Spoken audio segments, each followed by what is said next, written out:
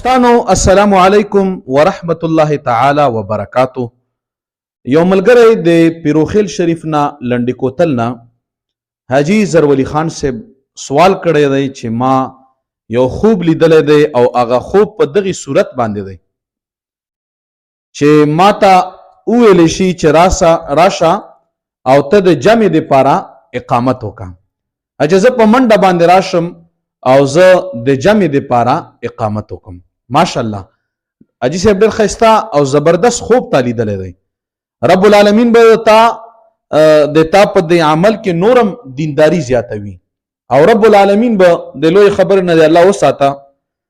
الله تعالی به تا په دې کار کې او په دې دین په کار کې تعالی نورم توفیق درکوي او تا نه به الله پاک د دین کار اخلي، ځکه چې اقامت کول دا چا سره په دین کې تعاون کول دي.